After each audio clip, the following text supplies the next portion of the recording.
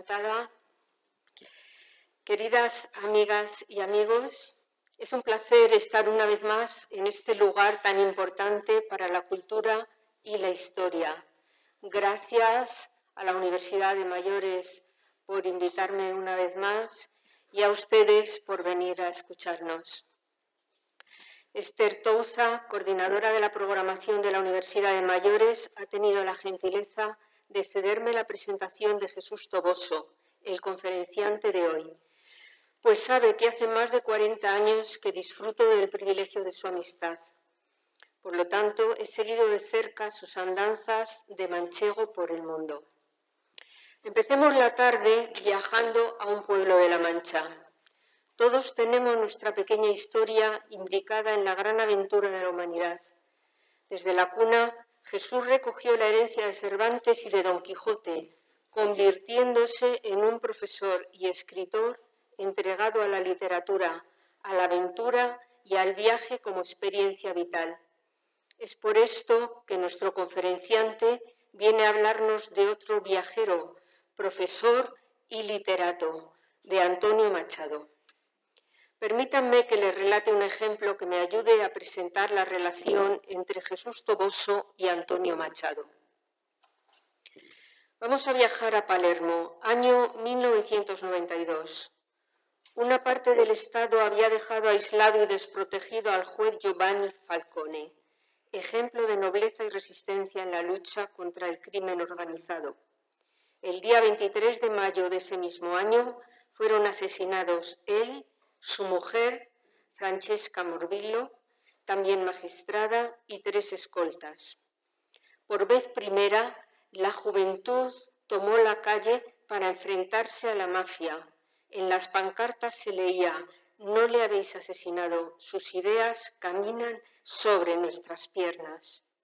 Seguían a Falcone trascendiendo a su muerte con la frase que él les enseñó: «Las personas pasan, pero sus ideas permanecen». A lo largo de nuestra historia, todos cogemos el testigo alguna vez. Ahí está Jesús recogiendo el testigo de Machado, entregando su vida a la misión de llevar la literatura española a Europa, más allá de la frontera con Francia, más allá de la muerte de un exiliado en Collioure, el 22 de febrero de 1939. Volvamos al viaje. Hemos partido de La Mancha y llegado a Madrid, donde Jesús se licencia en Filología Románica y cursa el doctorado en la Universidad Complutense. Además, se hace docente y llega a ser catedrático de bachillerato en institutos y forma parte de los equipos de trabajo del bachillerato a distancia. Jesús, como Machado, desde su universalidad, siempre miró al sur, a lo andaluz, y allí tuvo la oportunidad de enamorarse de Almería, donde fue profesor de instituto y vivió una de las épocas más felices de su vida. Después regresa a Madrid, iniciando una carrera paralela y complementaria a la docencia, la de escritor y divulgador de la literatura española. De ahí los títulos de sus publicaciones: Garcilaso de la Vega, obra poética; Introducción a la literatura española a través de los textos, que son 4 volúmenes en los que participa como coautor; Diccionario de Literatura Universal; Antonio Machado, verso y prosa; Lengua castellana y literatura; Libros del alumno y guía didáctica para el profesor. Y por último, Antonio Machado, Campos de Castilla. Más tarde empieza su carrera europea desde París, donde además de ser profesor, dirige el bachillerato a distancia y la organización de las enseñanzas regladas destinadas a los hijos de los emigrantes, misión en la que recorrió toda Francia. De nuevo en Madrid se centra en sus tareas docentes como inspector de educación y como consejero técnico de acción educativa en la Subdirección General de Cooperación Internacional del Ministerio de Educación. Para completar su gran tarea de educador europeo, comienza su etapa de asesor técnico en la Consejería de Educación en la representación permanente de España en la Unión Europea, en Bruselas, con motivo de la presidencia española entre 2001 y 2002. Como todo gran viajero, empezó el regreso a casa, volviendo a Madrid, a Almería y a La Mancha, donde se le puede encontrar leyendo cualquier día en cualquier lugar. Les dejo con ustedes a Jesús Toboso. Buenas tardes. Buenas tardes a todos. Quiero en primer lugar dar las gracias a Esther por haberme invitado a participar en esta universidad y en estos cursos. Y también a mi querida amiga Marga por sus amables palabras y literarias palabras. Y por supuesto a todos los presentes por su asistencia. Mi relación con Machado, retomando lo que ella dice, pues es ya antigua, de hace mucho tiempo, y brevemente, por dos razones. Si yo tuviera que resaltar dos aspectos por los que a mí me atrae Machado. Uno es porque en su sistema de valores, que en ese aspecto es coincidente con el mío, pero no tiene por qué ser ni mejor ni peor que otros, él va siempre de la estética a la ética. No al revés. Hay otros escritores, por ejemplo, que van al revés, lo cual es perfectamente correcto y admisible, por supuesto. Y la otra es porque Antonio Machado, para mí, es de los escritores, hay unos cuantos, pero no muchos, que identifican en su compromiso con el hombre y en su compromiso con su tiempo, identifican dos palabras, que son la palabra propiamente dicha y la vida.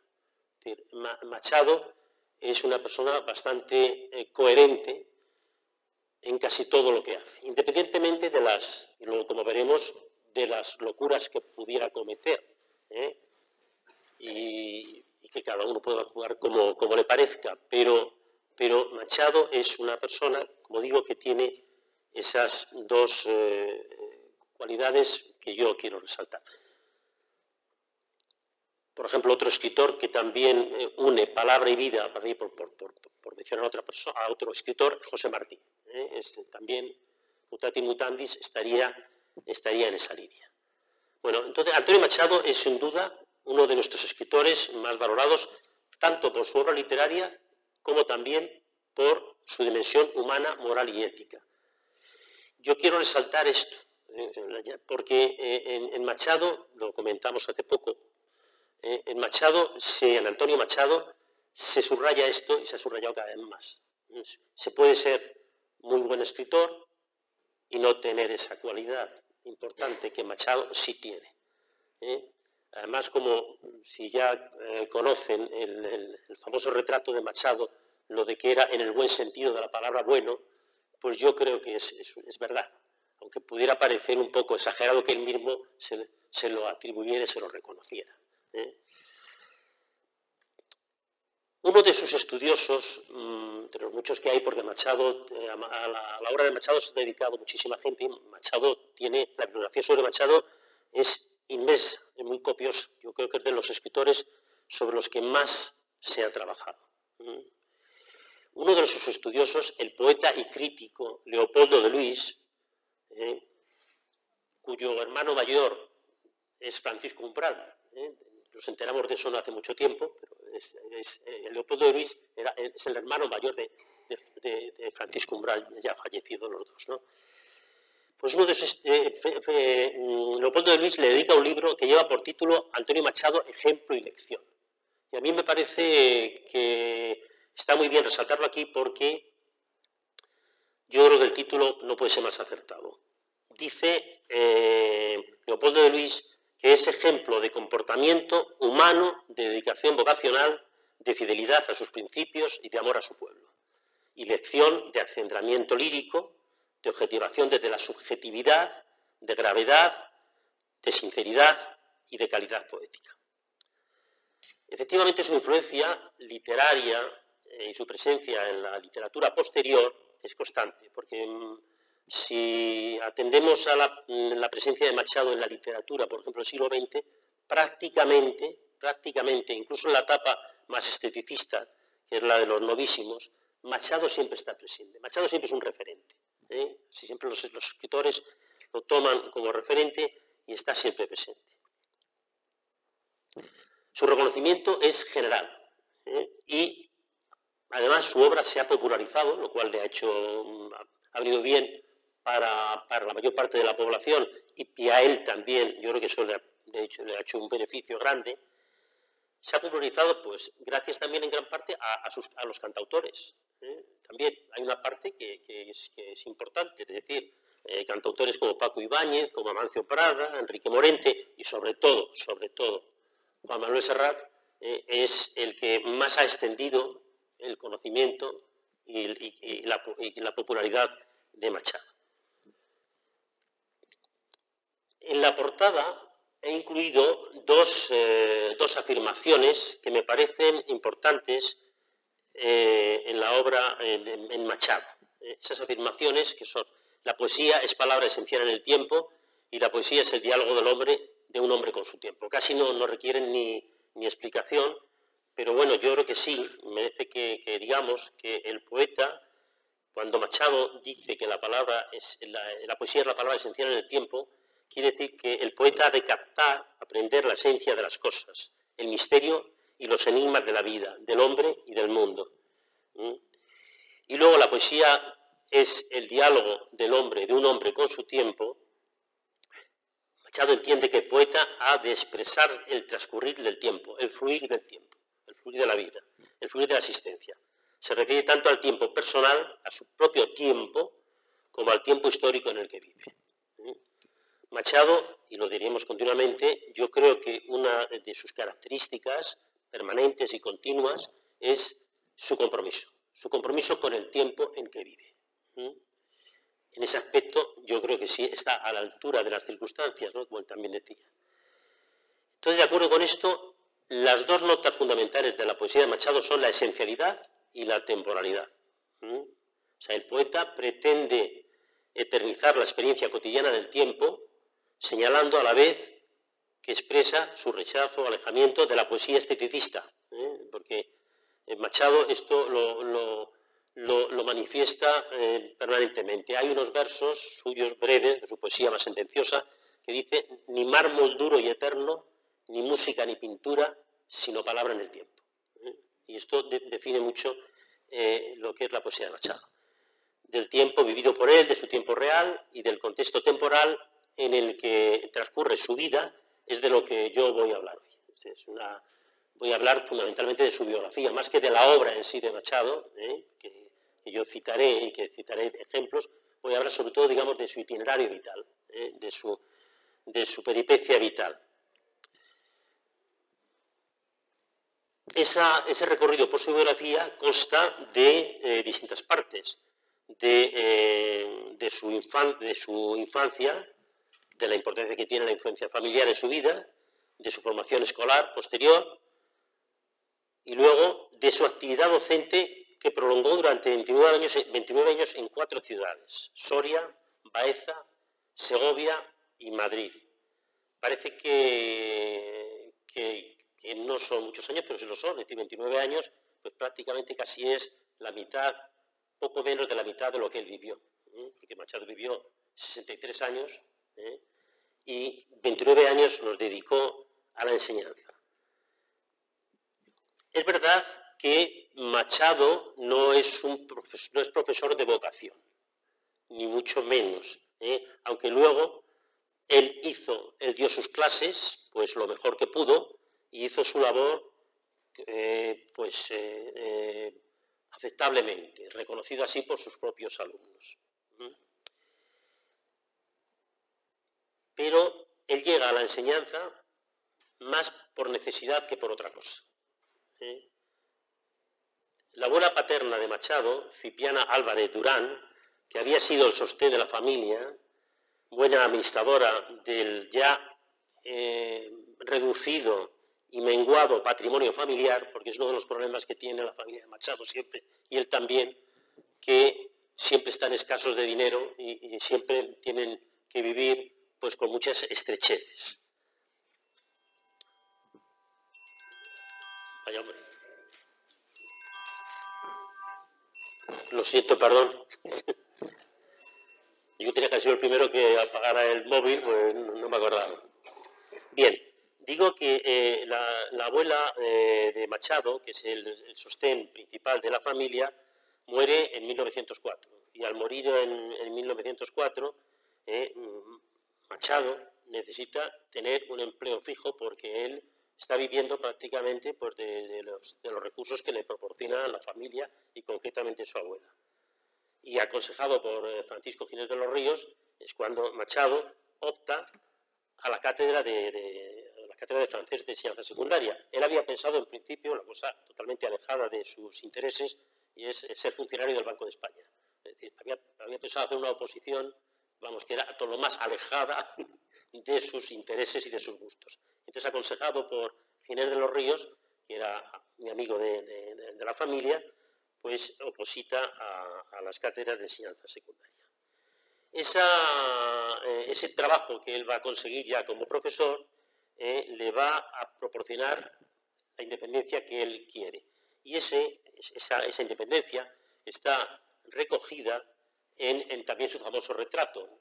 Hay unos versos que dice: a mi trabajo acudo, con mi dinero pago, el traje que me cubre y la mansión que habito, el pan que me alimenta y el lecho en donde llamo. Bueno, lo de la mansión parece un poco irónico, porque de luego nunca vivió el pobre en mansiones, vivió en pensiones, no iba a decir de mala muerte, pero en pensiones bastante modestas y humildes. Pero él se conformaba con eso porque ese trabajo ya le va a permitir tener la independencia que entonces no tenía. Como digo, va a ejercer la docencia durante 29 años y no va a ser su dedicación principal, pero sí va a ser muy importante en su vida la enseñanza. Hay otro aspecto, digamos, de la enseñanza que tiene que ver con la obra de Machado, en otro orden de cosas, y que remitiría también a ese título de Antonio Machado, profesor, y es que en su obra en prosa, el personaje más importante que él crea, que es Juan de Mairena, que es un heterónimo, Juan de Mairena es profesor de retórica y de sofística, bueno, y también de gimnasia, cosa extraña, pero digo gimnasia porque la gimnasia no era precisamente lo más valorado por Machado, pero este es profesor de retórica. Este libro de Juan de Mairena va a ser luego muy importante, porque la prosa de Machado se ha descubierto, lo que a él le hace más famoso y más importante y le da más prestigio, ya en vida, es la poesía, y es quizás lo más relevante de él. Pero la prosa de Machado es también muy importante, y la prosa de Machado se estudió mucho después. Y en esa prosa de Machado, el libro estrella es el de Juan de Mairena, que tiene dos partes, por así decirlo: Sentencias, donaires, apuntes y recuerdos de un profesor apócrifo, y luego el Juan de Mairena póstumo. Son las dos partes en donde se reúne todo lo referido a Juan de Mairena. Al Juan de Mairena, fundamentalmente, aunque no solo, son los textos que yo he seleccionado al final de la conferencia. Hay una serie de textos que voy a leer con cierta rapidez, pero que son importantes, y que, como digo, me pertenecen a Juan de Mairena fundamentalmente y hablan del hombre, la política, la verdad, la fraternidad, etc. Bueno, pasamos a la vida de Machado. La vida de Machado transcurre entre 1875, como pueden ver ahí, ¿no?, y 1939. Desde la restauración borbónica, canonista, hasta el final de la Guerra Civil Española. Durante este periodo de más de 60 años alternan en España, en un marco de luces y sombras, el orden y la revolución, la modernización y la reacción, la esperanza y el pesimismo, contrastes continuos de esta confluencia y enfrentamiento de estos elementos que contrastan, expresan la lucha de un pueblo que se debate entre la tradición y el progreso, y que desgraciadamente pues ya sabemos cómo terminó en el año 39, bueno, ya del 36 al 39. En estos años, y esto es importante resaltarlo, aunque el país sigue todavía basado en una economía fundamentalmente agrícola, se emprende un proceso de industrialización muy importante y de urbanización que ocasiona un crecimiento notable de la demografía del país. se fundan los partidos políticos, sindicatos de clase, al mismo tiempo hay enfrentamientos entre campesinos y terratenientes, entre trabajadores y patronos, también hay tensiones entre movimientos nacionalistas y el poder central, el intervencionismo de los militares, es decir, confluyen todos estos elementos. Y luego hay que resaltar, claro, que al final del siglo XIX se produce el desastre del 98, la pérdida de las colonias, que, como saben, conmociona completamente socialmente al país, ¿no? Pero en el ámbito cultural hay que resaltar que, aunque España todavía es un país en ese momento bastante atrasado en muchas cosas, en el ámbito cultural se produce un esplendor tremendo. Es decir, hay un avance artístico y científico realmente similar, mutatis mutandis, al del siglo de oro. Se produce un verdadero siglo de oro de la cultura española. Tanto es así que los críticos, parece que fue José Carlos Mayner, el inventor de la Edad de Plata, pues como se puede llamar Edad de Oro, porque ya había un siglo de oro, pues a este periodo se le conoce con el nombre de la Edad de Plata. Todo este periodo, como he dicho antes, desgraciadamente va a ser abortado brutalmente por el advenimiento de la Guerra Civil. El proyecto cultural, pedagógico y cultural más importante de esta época, sin duda alguna, de la que luego hablaremos un poquito, sin extendernos demasiado, pero sí algo, es la creación de la Institución Libre de Enseñanza, que es la creación fundamental como organización cultural en esa época. Pensemos que a la Institución Libre de Enseñanza, por citar, para que nos demos cuenta de la importancia que tuvo, pertenecieron escritores como Pérez Galdós, Clarín, los de la generación del 98, los novecentistas, Marañón, Ortega, artistas como Joaquín Sorolla, Salvador Dalí, Picasso, que estuvieron relacionados con la institución de enseñanza y con sus efectos. No es que fueran a las clases, sino porque luego veremos que la institución tiene una larga historia. Músicos como Manuel de Falla, cineastas como Luis Buñuel, pedagogos como Ginés de los Ríos o Bartolomé Cosío, políticos como Joaquín Costa, Manuel Azaña, Fernando de los Ríos, filósofos como Ortega y Gasset, María Zambrano, Javier Zubiri, y científicos, no solo, porque siempre hablamos que de escritores y artistas, hay unos científicos muy importantes en esta época. Están los dos quizá más importantes, que son los dos premios Nobel, Santiago Ramón y Cajal y Severo Ochoa, Blas Cabrera, que es físico, Miguel Catalán, también físico y químico, Julio Rey Pastor en matemáticas, es decir, hay un florecimiento enorme de la cultura en este momento. Y demostrado, pues, digamos, por estos personajes, que son todos muy importantes. Lo que pasa es que, claro, desgraciadamente, eso no trasluce solo en parte en el pueblo. Es decir, el pueblo sigue siendo un pueblo, en general, bastante inculto. Es decir, ese esplendor, desgraciadamente, llega a ciertas capas, pero no a todas. Aunque sí van a cambiar muchos aspectos, porque luego veremos, si eso lo saben ustedes, cuando con el advenimiento de la República se crean muchísimas escuelas. Y si hay un personaje importante en la República, son los profesores. Bien, pasemos ya a la vida de Machado, ¿no? El Machado nace en Sevilla. Entonces, en aquella época, en el Palacio de las Dueñas, que es donde él vive, donde tiene su familia, donde viven allí, entonces el 15º duque de Alba, Jacobo Luis Fitz-James Stuart y Ventimiglia, que es el tatarabuelo del actual, Carlos Juan, el actual se llama Carlos Juan Fitz-James Stuart y Martínez de Lugo, ¿no? Es el tatarabuelo. Pues el tatarabuelo del duque de Alba tenía alquilado el palacio, dividido en apartamentos, a unas 12 familias sevillanas, todas ellas de buena reputación. Es decir, que vamos, que al palacio pues le sacaba su dinero, tenía alquilado, y eso pues era así, venía bien para mucha gente, y a la familia de Alba pues también. El lugar es rememorado en los dos primeros versos del poema El retrato, ¿no? Mi infancia son recuerdos de un patio de Sevilla y un huerto claro donde madura el limonero. Esta referencia se refiere al Palacio de las Dueñas. Y luego,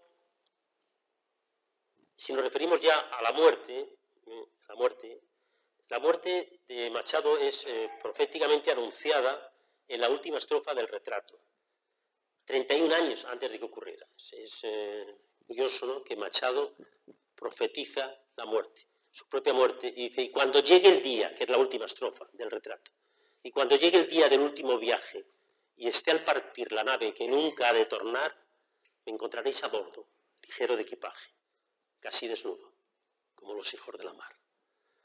Y es verdad que así fue, porque la familia Machado, cuando cruza la frontera, como tantos otros españoles, desde aquel momento, tan dramáticos, cuando cruza la frontera, va sin nada, porque el dinero que lleva en español no sirve para nada, para nada. Van enfermos, sobre todo Machado y su madre, muy enfermos, y además sin ningún dinero.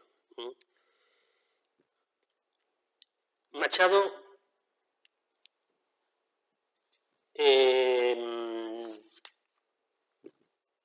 pocos días antes de morir Antonio, su hermano José encuentra en el bolsillo del gabán del poeta un papel arrugado en el que están escritas las palabras que dan comienzo al monólogo de Hamlet, to be or not to be, ser o no ser, un breve poema dirigido a Guiomar, de la que luego hablaremos, y te daré mi canción, se canta lo que se pierde con un papagayo verde que navega en tu balcón. Y un verso alejandrino, el último de su vida, en el que al contemplar la playa y el mar de Collioure evoca su infancia. Es estos días azules y este sol de infancia. Este es el último verso de Machado, el último verso que escribe en su vida. Bueno, podría ser una frase suelta, pero es un verso. Es un verso alejandrino, un verso de 14 sílabas, que probablemente, no lo sabemos, podría haber iniciado un poema. Pero esto es lo que tenemos y esto es lo que nos dejó el poeta. Los restos mortales de Machado y de su madre. Machado muere el 22 de febrero y pocos días después, a los 3 días, bueno, en algunos sitios dicen que a los 2 días, a los 3 días, yo creo que por lo que yo he leído son más 3 días que 2 días, pero bueno, es igual. Poco de morir, él muere su madre, Ana Ruiz. Muere su madre y se encuentran con el problema de que no hay sepultura en Collioure para inhumarlo, para enterrarlo. Así que tienen que pasar una larga peripecia para que al final se consiga dar sepultura a Machado, sepultura definitiva. Es decir, Machado está provisionalmente en un nicho y luego pasa a una sepultura que le prestan, hasta que en el año 58, después de muchas gestiones del comité de Machado, de refugiados, de ayuda, de donaciones que van dando, pues después de todo esto se consigue al final que tenga una sepultura definitiva. Aquí ya, para terminar con lo de la sepultura de Machado y la muerte, saben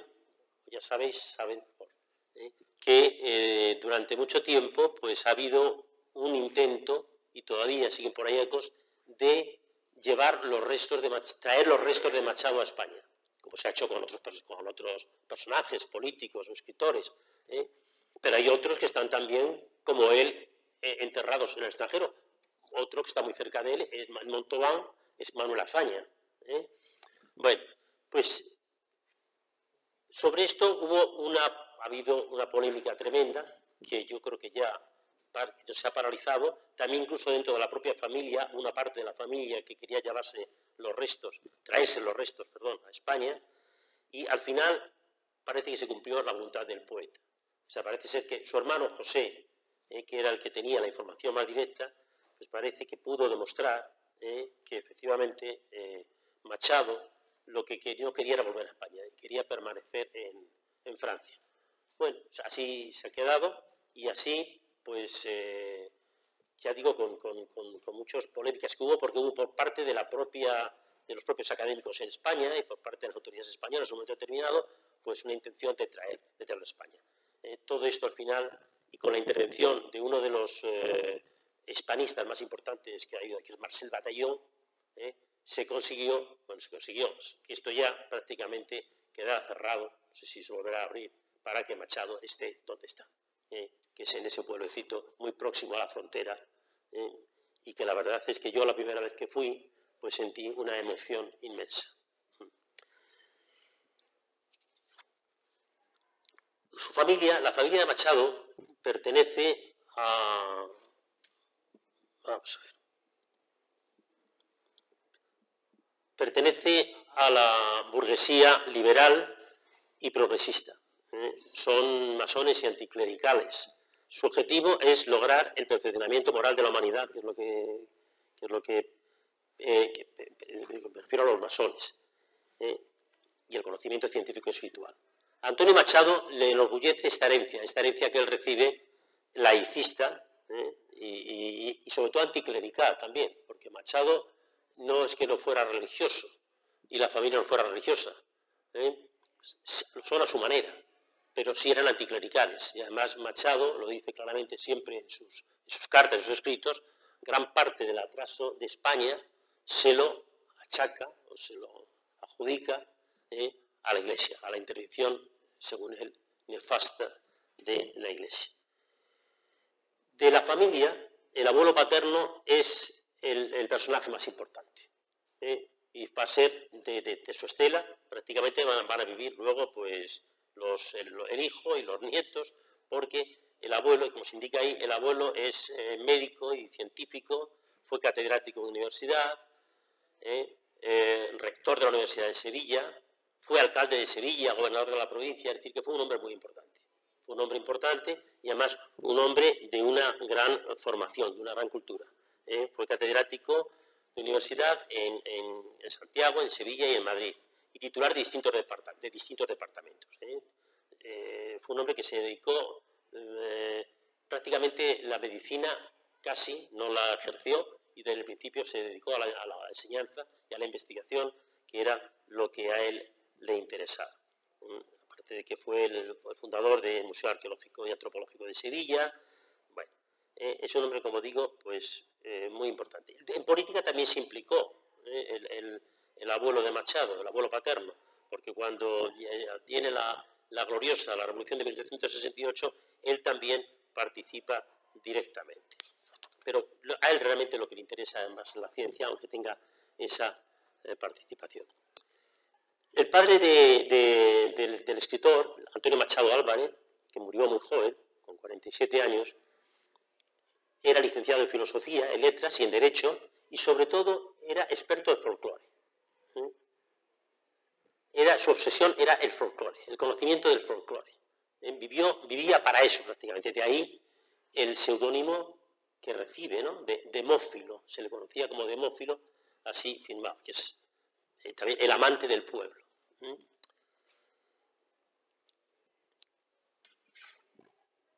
En la familia no solo son importantes estos personajes, sino que hay otros. Por ejemplo, también pertenecía a la familia Agustín Durán, que era un tío abuelo de León Machado, que fue el compilador general del Romancero General, fue director de la Biblioteca Nacional, fue también otro personaje importante. El amor a lo popular, que también está en Machado presente, en toda, digamos, esa herencia que Machado recibe de su familia va a ser prácticamente, que es lógico, común a la familia Machado y a los hermanos, y principalmente y de una manera clara a Machado. El amor de Machado por lo popular es absoluto, absoluto. Igual que su padre, Machado sueña con la renovación moral e intelectual de España y piensa también, sobre todo el padre, que el estudio del folclore es el instrumento más adecuado para su conocimiento.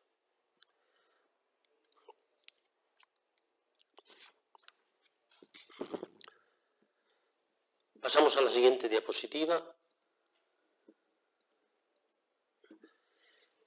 Hemos visto ya su herencia familiar y su familia, lo que recibe de la familia. Machado recibe sus primeras clases en Sevilla, en un parvulario, pero en 1883 se trasladan a Madrid, porque el abuelo, Antonio Machado Núñez, lo que tiene la idea clara de que él quiere que sus nietos estudien en la Institución Libre de Enseñanza. La Institución Libre de Enseñanza parece que es en 1876 cuando empieza a funcionar, y el abuelo quiere que sus nietos estudien ahí. Esa es la razón por la que el abuelo se viene de Sevilla a Madrid. No se trasladan, ¿no? Por esa razón, no por otra. La sede de la Institución Libre de Enseñanza, que no sé si saben dónde está hoy, está en lo que se llamaba el Paseo del Obelisco, que es la calle General Martínez Campos, en la calle General, la avenida Martínez Campos, General Martínez Campos, ahí donde estuvo la sede de la Institución Libre de Enseñanza, aunque al principio estuvo en otro sitio, pero realmente su sede más importante es ahí, que hoy es la Fundación Ginés de los Ríos, ese edificio. Bueno, entonces allí se escolarizan Manuel y Antonio y José, que tenían entonces 9, 8 y 4 años.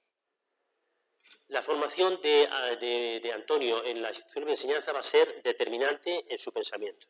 Muchas de las ideas presentes en su obra son reflejo de la educación recibida en esos años. Solo está 6 años, pero dejan en él una huella profunda. La Institución de Enseñanza en aquella época era una isla completa, no tenía nada que ver la educación y la enseñanza en la institución con la que se recibía en los colegios públicos o privados. No tenían nada que ver, o muy poco que ver. Entonces, incluso, por ejemplo, por empezar, pues no tenía libros de texto, los libros de texto se los hacían los propios alumnos, que eso luego lo ha continuado el Colegio Estudio, que es el colegio heredero de la Institución Libre de Enseñanza, a través del Instituto Escuela, y durante mucho tiempo en ese centro los alumnos se elaboraban sus propios libros. Bueno, esto tiene sus ventajas y tiene sus inconvenientes.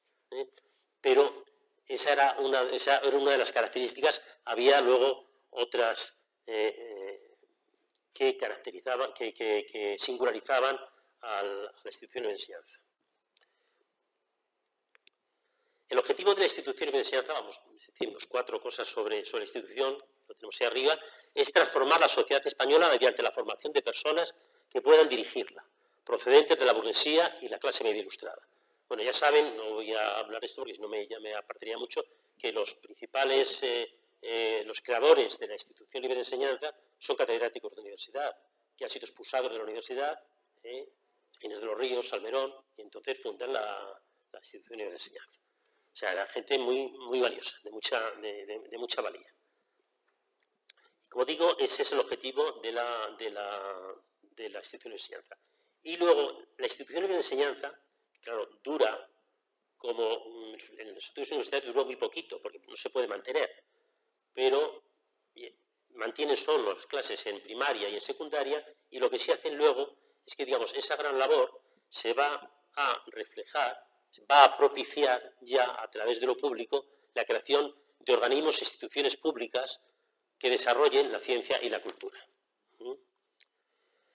Esos organismos, y los voy a citar rápidamente, pero son fundamentalmente, el primero, la Junta para la Ampliación de Estudios, que como indica su nombre, la Ampliación de Estudios e Investigaciones Científicas, pues permitía o hacía posible que profesores españoles pudieran ir al extranjero a formarse. De eso se va a beneficiar luego Antonio Machado. Y de esta manera podían ampliar también su educación y su formación científica en su caso. El Centro de Estudios Históricos es otro de las grandes creaciones de la Institución Libre de Enseñanza, que realizaba trabajos de investigación y publicaciones importantes de temas de arte, de filosofía, de filología, y que estaba dirigido por el filólogo más importante posiblemente que hemos tenido, que es don Ramón Menéndez Pidal, indudablemente, que a su vez creó una gran escuela de filología.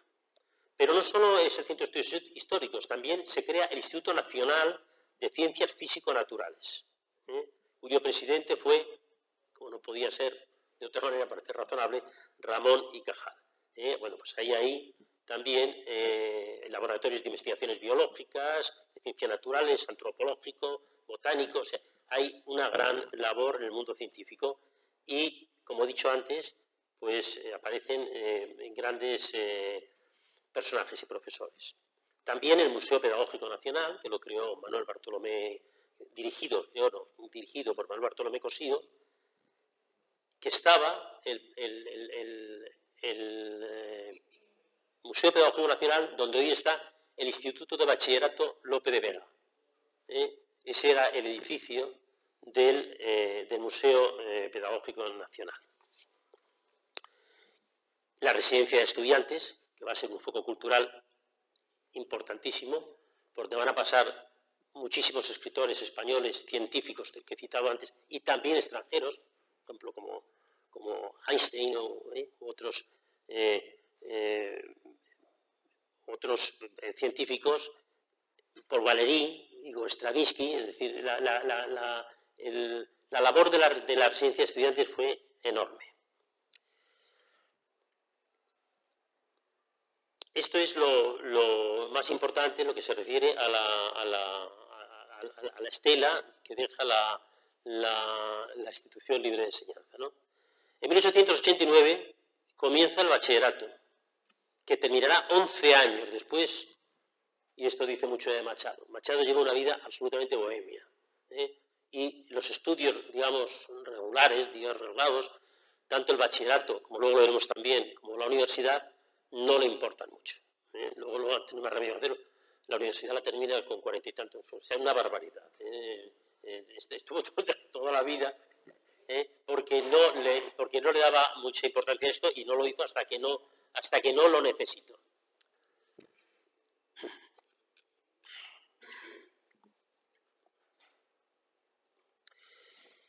Él empieza a estudiar, hace estudios de bachillerato en el Instituto San Isidro y en el Cisneros, que eran dos de los institutos más antiguos de Madrid, pero como es mal estudiante, le desagrada el sistema educativo y prácticamente pues casi ni asiste a clase, y el donde va es a la Biblioteca Nacional a leer, que es lo que realmente le interesa. Y lleva una vida bohemia. En ese momento todavía puede vivir en la familia y entonces, como no tiene necesidad de trabajar, pues puede aguantar así. Luego ya he dicho antes que llegó un momento en que eso ya era imposible, ¿no? También se aficiona mucho al teatro. Va incluso a actuar como actor, pero en un papel prácticamente mínimo y de escasa importancia. El bachillerato, como digo, lo termina ya pues mucho después. En 1893, Antonio Machado inicia su vida literaria. Empieza a colaborar en revistas culturales, participa en tertulias, asiste con frecuencia al teatro, juntamente con su hermano. Con el que luego va a escribir teatro.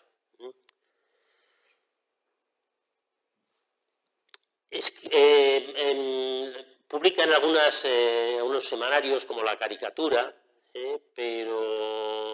pero todavía, digamos, la producción de Machado es muy escasa. En febrero de 1893 ocurre una tragedia en la familia, que es la muerte del padre. El padre, Antonio Machado Álvarez,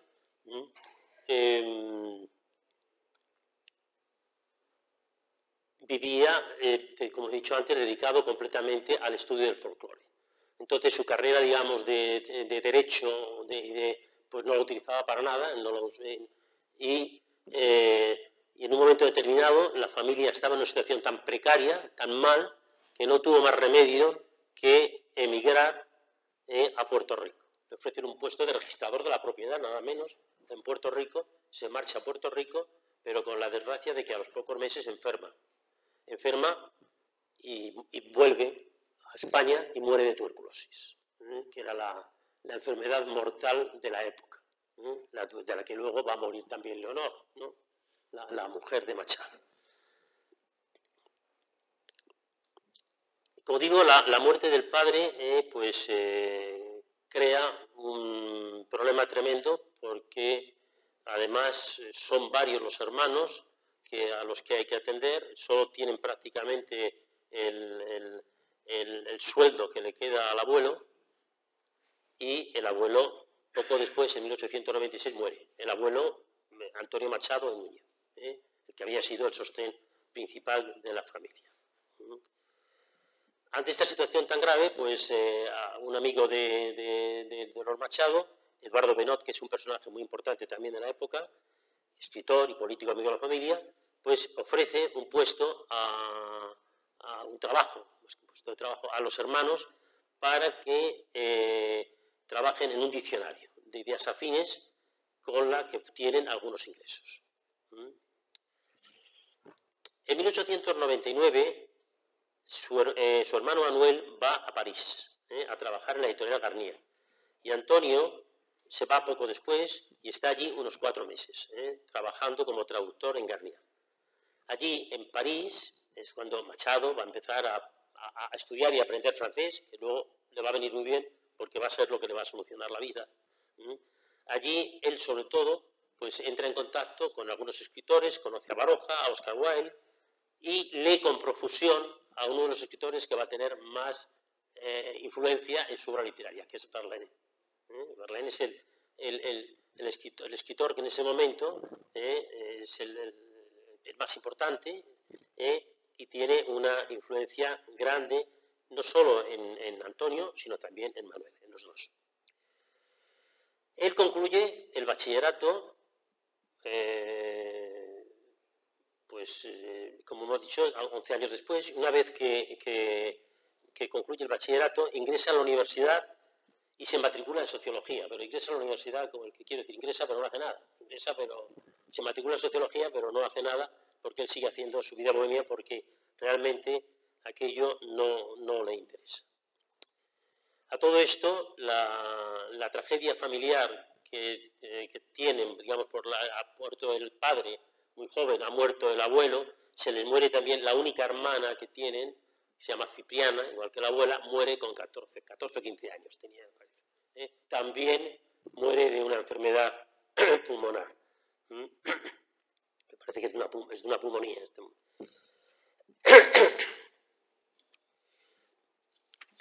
Él empieza a publicar en esa época en la revista Electra, pero son publicaciones pues muy escasas y que le dan, como digo, muy poco dinero.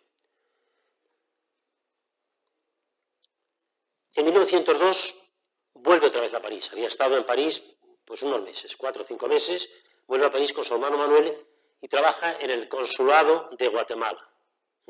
Allí conoce a Rubén Darío.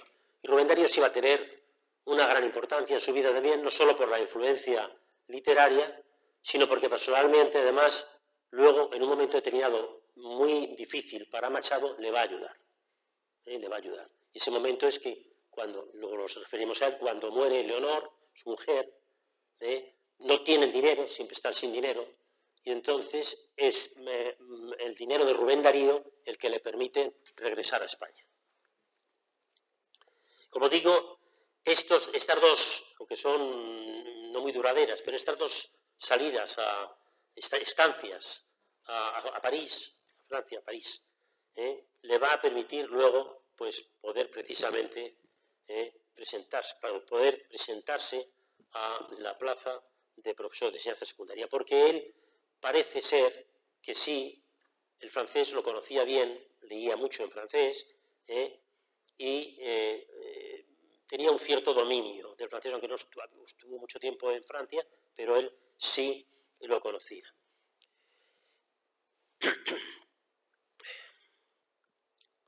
En agosto de 1904 muere la abuela paterna, Cipriana Álvarez Durán, ya lo dije antes también, que es cuando ya se quedan totalmente desvalidos.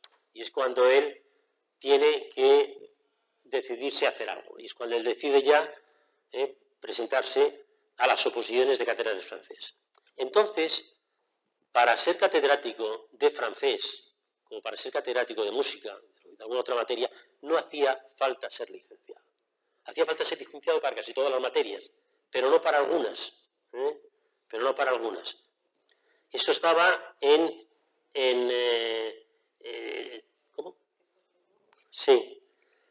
Según la ley Moyano, que había sido promulgada por Claudio Moyano, ministro de Fomento de Narváez, los profesores de lenguas vivas, decía así la ley, los profesores de lenguas vivas, de dibujo, de música y de declamación no necesitaban el título superior para acceder a cátedras de enseñanza secundaria. Y por eso Machado saca su cátedra de francés teniendo solo el título de bachiller, todavía no era licenciado. Este artículo estuvo vigente hasta 1918. A partir de ese momento, ya con un gobierno romanones, se exige ya para cualquier plaza de opción a catedrático, oposición a catedrático, se exige el título de licenciado, cosa que entonces pues no ocurría.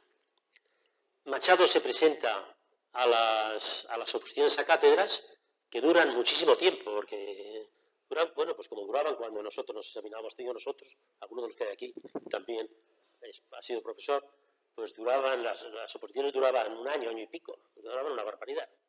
Bueno, pues cuando se presenta Machado es exactamente igual, duraron prácticamente un año o algo más.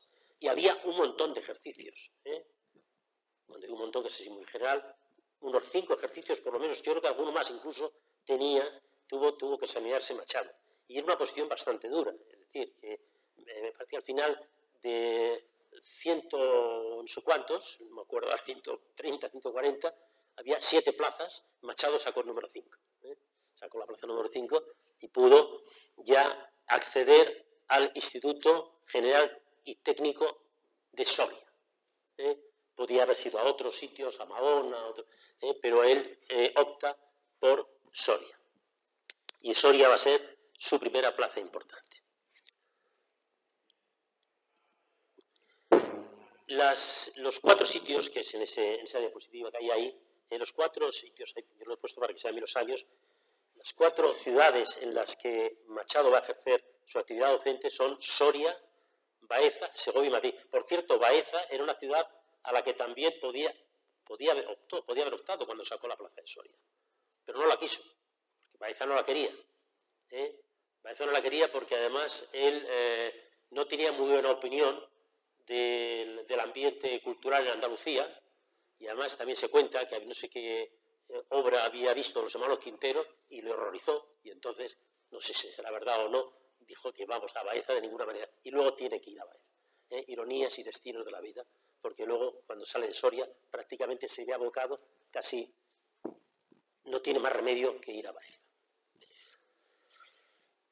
Donde más tiempo está en los 4 sitios que se puede observar es Segovia. Segovia ya va a ser otra cosa, Segovia va a ser una plaza ya muy importante para él, porque Segovia va a estar muy cerca de Madrid. Machado está toda su vida, el pobre, lo digo el pobre cariñosamente y entrecomillado, toda su vida deseando que le den una plaza en Madrid, pero no hay manera. Lo va a intentar por activa y por pasiva. Va a intentar ir a Madrid hasta presentarse a una cátedra de italiano, una plaza en el Instituto Escuela. Remueve dentro de unos límites lo que puede, incluso apela a Ginés de los Ríos a ver si puede hacer algo, y Ginés de los Ríos le dice que no se puede hacer nada. Entonces, toda la vida deseando volver a Madrid, y no lo conseguirá hasta el año 1932. Es decir, bastantes años después, 25 años después. Y en Segovia es donde más tiempo va a estar, y además Segovia le permite, pues eso, venir a Madrid con cierta frecuencia, y Segovia tiene también ya otro ambiente, aunque no fuera una maravilla, pero tiene otro ambiente cultural mejor que el que había en Soria y en Baeza.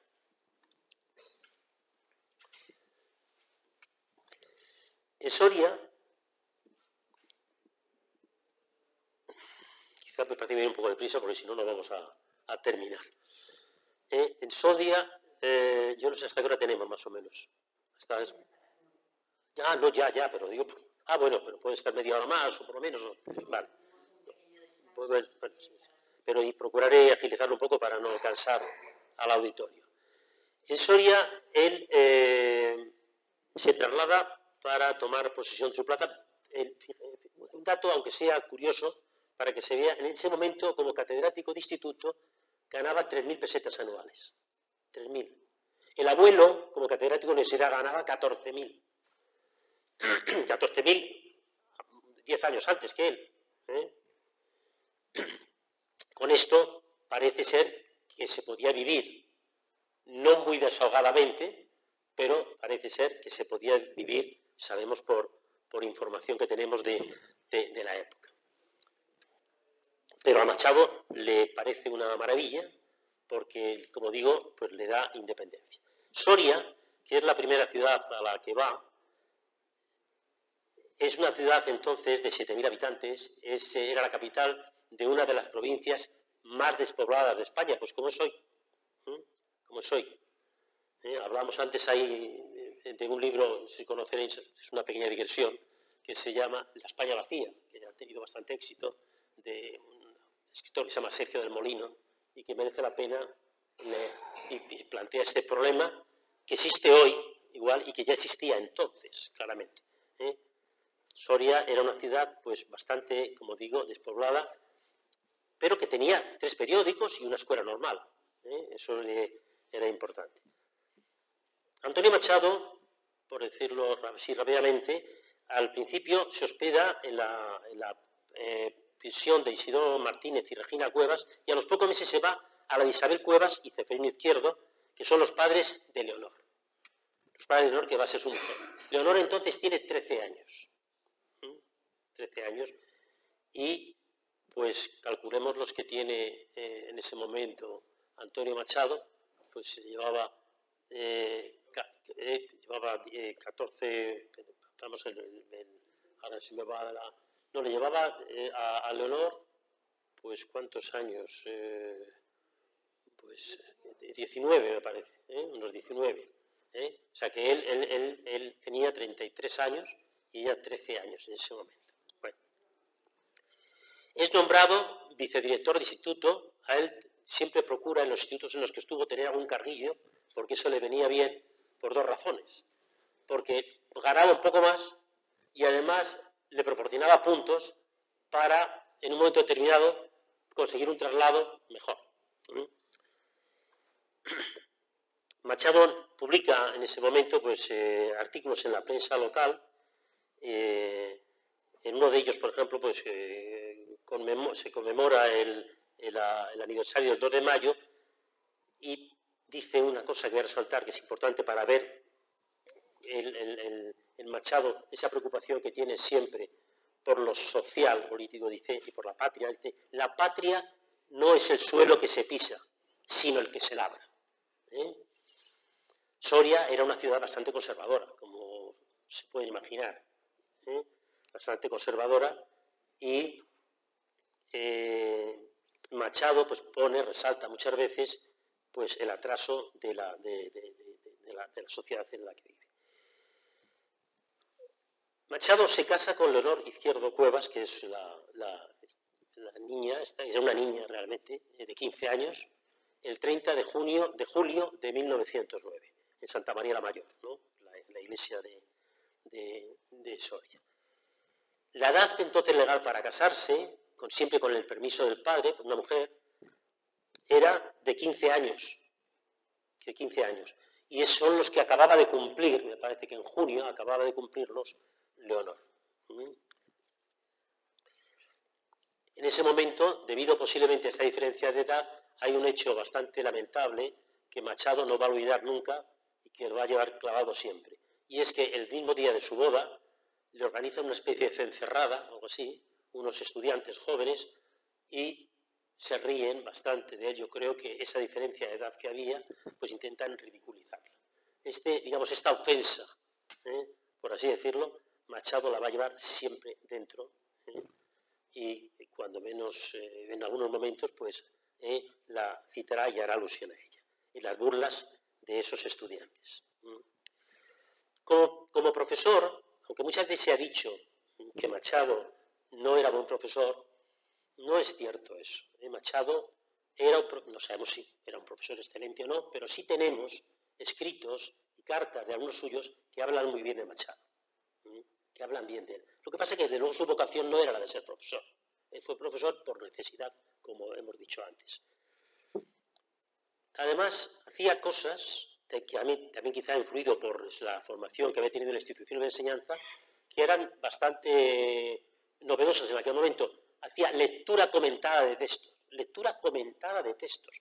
Lo de el comentario de textos en la enseñanza en España ya es una cosa ya que hace mucho tiempo que existe, pero cuando yo, por ejemplo, empecé como profesor en el año 70, era una cosa novedosa. Prácticamente se comentaban muy poco los textos. En las clases de literatura, con perdón, pues muchas veces eran un peñazo, si me permite la expresión, porque prácticamente la literatura no existía. Es decir, el texto literario existía poco, no suficientemente. El interés por el texto literario y el comentario de textos viene después. No digo que no hubiera profesores que no lo hicieran, claro que había profesores que lo hacían, pero se generaliza después. Bueno, pues Machado ya, mucho antes, ya practica la lectura comentada de textos, practica también la memorización de poemas, de textos poéticos sobre todo, y eso lo había aprendido él en la institución de enseñanza, cosa que eso sí hemos hecho nosotros cuando éramos niños, como hacíamos, era más normal, que luego se abandonó y parece que ahora se está recuperando. Machado, en marzo de 1910, solicita una beca a la Junta para la ampliación de estudios e investigaciones científicas para realizar estudios de filología francesa durante un año en París. Le conceden esa beca que le va a permitir estar en París durante cierto tiempo, en principio era un año, lo que pasa es que luego se le va a truncar por lo que os podéis imaginar, pero que es la enfermedad de su mujer. Él puede asistir a las clases de Bédier, de Joseph Bédier, y Antoine Meillet, que son dos filólogos importantes.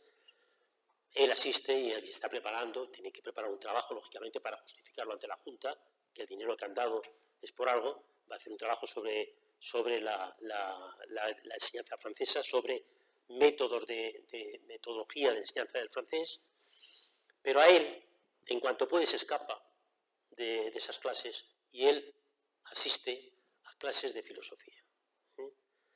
A las clases de filosofía que da Bergson, las clases de filosofía, que es lo que a él le interesa. A Machado le interesó, aunque él sabía literatura española, y de hecho luego va a ser profesor de literatura española también, a Machado siempre lo que más le interesó fue la filosofía. Y de hecho, la mayor parte de los libros que tenía en su casa eran de filosofía. La mayor parte de los libros que él tiene que dejar cuando abandona Madrid, mucho después, ya al comienzo de la guerra, la mayor parte de la biblioteca que tiene Machado, en Madrid, Antonio Machado, son libros de filosofía. El 14 de julio, esto parece un poco irónico, el 14 de julio, fiesta nacional francesa de Francia, cuando se dispone la pareja, la joven, ella, el no tan joven, la pareja, a hacer un viaje a Bretaña, pues Leonor tiene su primer vómito de sangre. Entonces Machado se aterroriza y rápidamente lleva a su mujer a que la vean y le dicen ya que tiene tuberculosis. Entonces, toda su estancia, digamos, toda su beca, toda su estancia en Francia se le va a ir al garete, y el 15 de septiembre de 1991 Machado ya está de vuelta en Soria. O sea, prácticamente va a estar en París 9 meses. Y como he dicho antes, puede regresar porque Rubén Darío, al que va a visitar, le presta dinero para que regrese. A pesar de todos los cuidados que Machado intenta con su mujer, busca una casa de campo en Soria para que tome el aire limpio del campo. A pesar de todo eso, la enfermedad es horrible y no tiene piedad de ella y aunque tiene algún momento de mejora, va empeorando hasta que fallece.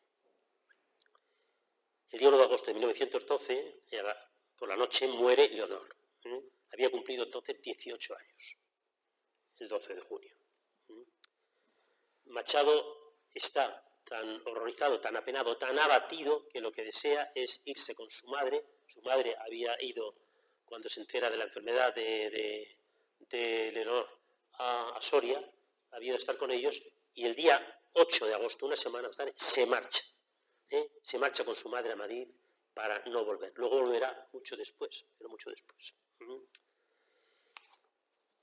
Entre tanto, no sé si lo he dicho antes, pero por ahí lo tenemos en las diapositivas, aparte de las publicaciones que él ya había publicado, Soledades, y publica, en ese mismo año, es cuando publica Campos de Castilla, que va a ser su gran libro. Su gran libro, no digo yo que sea el mejor, pero el libro que tiene más éxito. El libro nuclear de él. Y un libro que además supone una evolución importante en su poesía. Va a pasar del intimismo y el modernismo de Soledades a una poesía más descriptiva y narrativa, más hacia el exterior, más objetiva, que es la de Campos de Castilla. En Campos de Castilla, en toda esa etapa de Soria, se caracteriza sobre todo por que Machado procura conocer la tierra y el paisaje soriano a fondo. Y él se va a identificar totalmente con Castilla a través del sentimiento amoroso. Yo he seleccionado aquí unos versos muy conocidos de A orillas del Duero, que es uno de los poemas que forman parte de Campos de Castilla, que dice lo siguiente: estos chopos del río, que acompañan con el sonido de sus hojas secas el son del agua cuando el viento sopla, tienen en sus cortezas grabadas iniciales que son nombres de enamorados, cifras que son fechas. Álamos del amor que ayer tuviste de ruiseñores vuestras ramas llenas. Álamos que seréis mañana liras del viento perfumado en primavera. Álamos del amor cerca del agua que corre y pasa y sueña. Álamos de las márgenes del Duero. Conmigo vais, mi corazón os lleva. Bueno, son unos versos que son, yo creo, muy emotivos y además de una alta calidad poética, pues como son todos esos versos de Campos de Soria.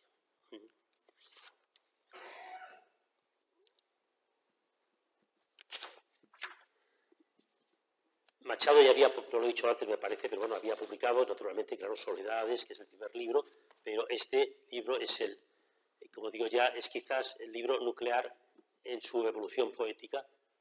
Otra cosa es la importancia, cada momento tiene su importancia. Cuando, también lo he recogido ahí, cuando Leonor muere, pues la desolación llega absolutamente y la desesperación a Machado. Estos versos que son muy emotivos y dicen: Señor, ya me arrancaste lo que yo más quería. Oye otra vez, Dios mío, mi corazón clamar. Tu voluntad se hizo, Señor, contra la mía. Señor, ya estamos solos mi corazón y el mar. Es un poemita teñido completamente de estoicismo, al mismo tiempo de desesperación, pero también de estoicismo. Hay un cierto tono de serenidad dentro de esa desesperación que transmite el poema. Una vez que abandona Soria, a la que va él siempre a recordar, Soria va a estar presente en su poesía prácticamente siempre y va a influir de una manera decisiva. Es decir, el paisaje soriano, el sentimiento de identificación con la tierra soriana, va a estar presente en su poesía de una manera casi continua, incluso en otras etapas en las que hable ya de otros temas. Machado se quiere ir de Soria a toda costa, y entonces de las plazas que se le ofrecen, la única, la que le parece mejor, curiosamente, es la de Baeza, donde la que antes había rechazado, cuando se presentó, pues es la que ahora va a ocupar. En Baeza obtiene una plaza de catedrático de francés en el Instituto de Baeza, pero Baeza es una ciudad que carece totalmente de vida cultural e intelectual.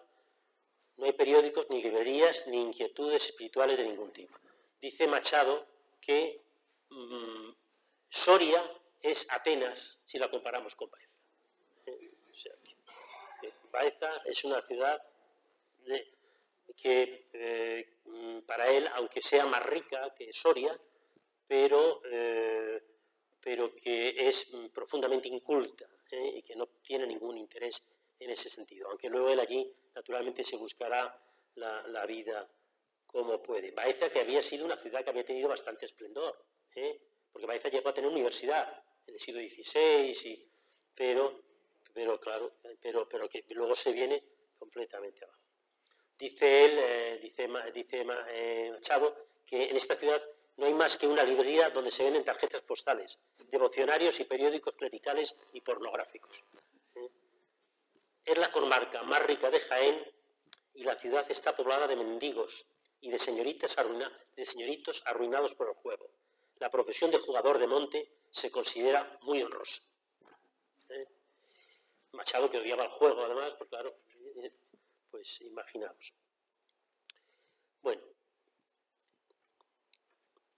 el recuerdo del honor le acompaña continuamente, digamos, la mayor parte o gran parte de los poemas que hay sobre el honor, del llamado ciclo del honor, los va a escribir en Baeza. Y ese recuerdo le acompaña y lo podemos ver aquí en estos versos que expresan su profunda soledad. Dice: allá en las tierras altas, por donde traza el Duero su curva de ballesta en torno a Soria, entre plomizos cerros y manchas de raídos encinares, mi corazón está vagando en sueños. ¿No ves, Leonor, los álamos del río con sus ramajes yertos? Mira el Moncayo azul y blanco. Dame tu mano y paseemos. Por estos campos de la tierra mía, bordados de olivares polvorientos, voy caminando solo, triste, cansado, pensativo y viejo. Bueno, es la desolación, y está comparando, también ahí ya vemos que está haciendo referencia a los campos, a los bordados de olivares polvorientos. Bordados, que es una palabra que indica o que tiene connotaciones de mayor riqueza.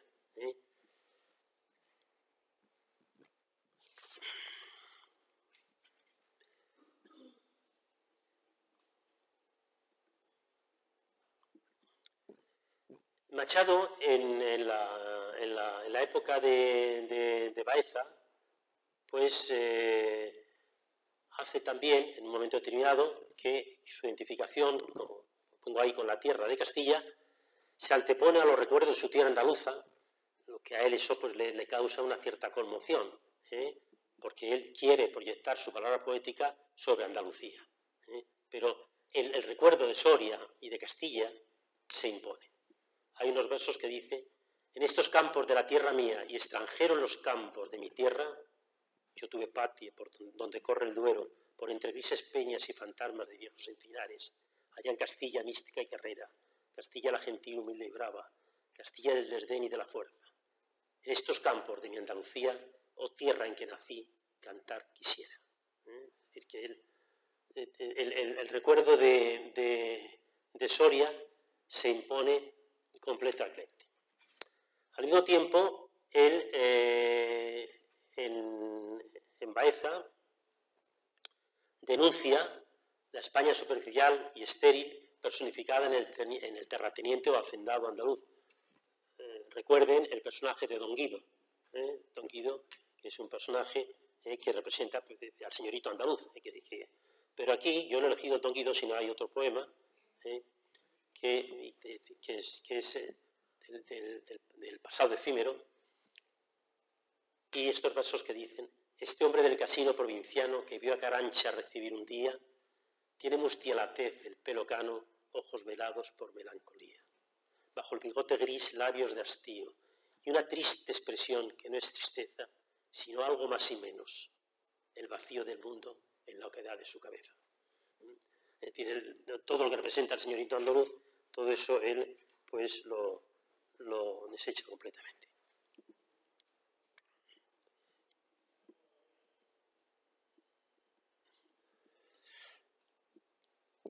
A pesar de todo, el poeta manifiesta su esperanza en la regeneración de España a través de su particular sentimiento religioso. Machado nunca renunció, todo lo contrario, a esa regeneración que él quería para España. Y aunque era muy pesimista y tenía muy mala opinión sobre España, sobre su país, pero el amor a España y la fe en ese cambio y en esa regeneración está presente continuamente en su obra.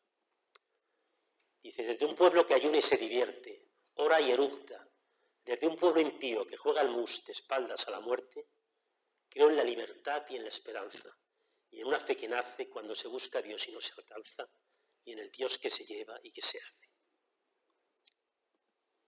Bueno, esto es, son, digamos, fragmentos de poemas importantes en esta época. Machado, que aunque sea aquí hacer un pequeño aparte, quiero citar unas palabras de un alumno suyo sobre Machado, sobre cómo eran sus clases, donde demuestra el amor al profesor, el amor a ese profesor al que le llamaban Manchado y la Cenicienta, porque estaba lleno de... fumaba una barbaridad. Su afición al tabaco era tremenda y fumaba continuamente, y entonces tenía las solapas y la chaqueta pues manchada de ceniza frecuentemente. No es que Machado fuera sucio, ni mucho menos, era una persona al revés, iba siempre bastante limpio, pero lleno de ceniza, vamos, de ceniza, vamos, por todo, de ahí el nombre, que no deja de ser ingenioso, la Cenicienta.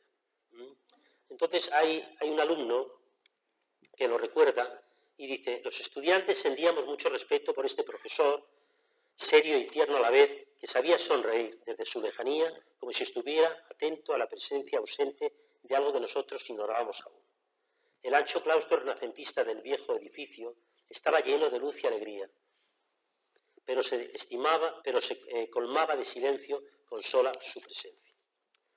Había ternura en la clase. Ninguno de nosotros armábamos el run run o el jaleo que se armaba en otras, ni tampoco nos provocaba el miedo que nos producían otros profesores. Solíamos encontrar a don Antonio solo las más de las veces, sentado bajo el olmo de la puerta del conde. Pasábamos los colegiales saludando tímidos, respetuosos, y él respondía al saludo añadiendo nuestros nombres propios como si pasara lista en clase.